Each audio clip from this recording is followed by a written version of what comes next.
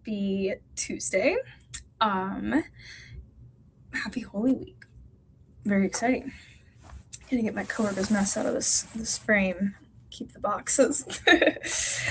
I have a funny story for you all.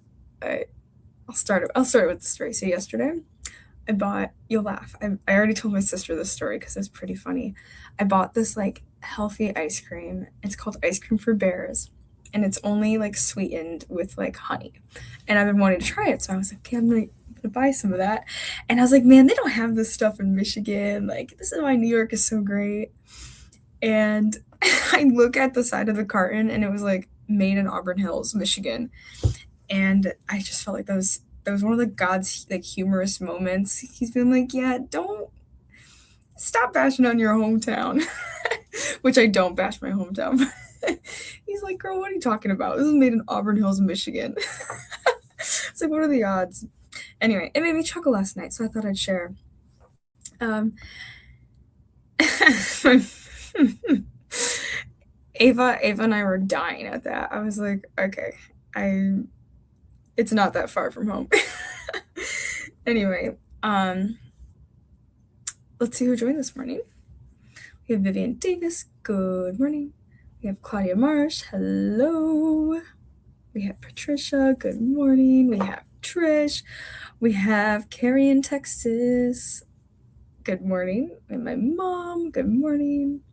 Connie. Good morning. And we have Emily. Good morning from sunny Florida.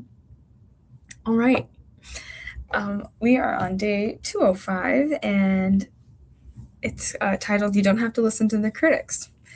Our verse of the day is 1 Thessalonians 5:11. It says, so we encourage each other and build each other up. You know what? Okay, pausing on that already. I woke up in a sour mood. And now you might notice a pattern that sometimes when I do Flourish, I might be in a sour mood. It's not tied together. I think it's just some spiritual warfare or the timing of some stuff. And I'm walking in the streets again all angry. And I walked in, I went to Starbucks, and the barista started playing Hannah Montana, and she pointed to me and she's like, we're playing this for you today. And I don't know this girl, but I was like, okay, I'm gonna be out of my bad mood now. If someone's playing Hannah Montana for you. And so that is just a random act of kindness that is strange. She didn't have to say that, and in other ways that's building each other up. There's my connection of the day. 1 Thessalonians 5:11. So we encourage each other and build each other up, and maybe play Hannah Montana for each other. Anyway, okay, so our devotion says, we always find what we're looking for, and critics are always going to be something to criticize. Nothing this side of heaven is perfect, and the casserole could use a little more sauce. The wall color would match a bit better if we were one shade lighter, and the event would have been just right if one thing hadn't gone wrong. The book, the dream, the person could always do a bit of tweaking. Pursue excellence, yes, but at the end of the day, you don't answer to critics, you answer to Christ, and he asked for obedience. That is success, that is enough. His way of doing things has always drawn criticism, and what calls you to do will be no exception. So, criticism is cheap, courage is costly. Criticism is easy, love is hard. Criticism is safe, obedience is risky. So let's be the wild ones and the women who aren't afraid to say, I'm going to do it anyway, and if I mess up, I'll try again.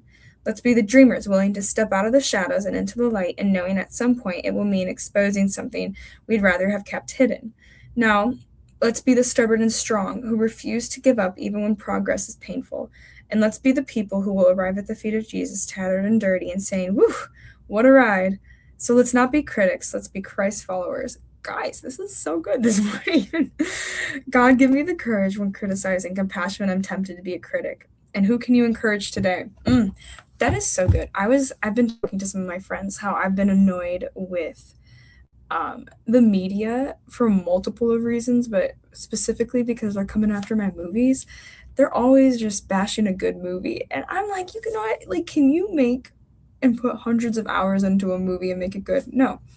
And I'm glad that there's people out there who are still making like good things, despite like maybe what social media will say. And I know this is like a very little thing, but that's actually been on my mind quite often. And it's very easy to connect to our lives as well. Like, we might not be making movies, but we're definitely doing work that is valued in heaven. And if we constantly listen to like maybe what people think, or like what society thinks on our thoughts, like we're not going to make this beautiful art that's life.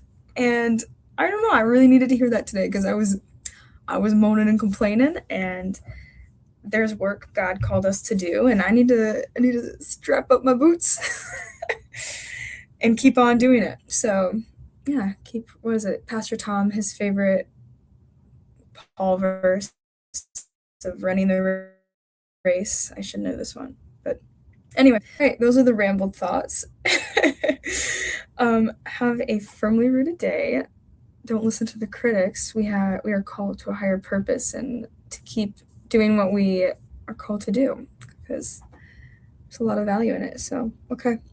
Love you all, and I will see you on Good Friday.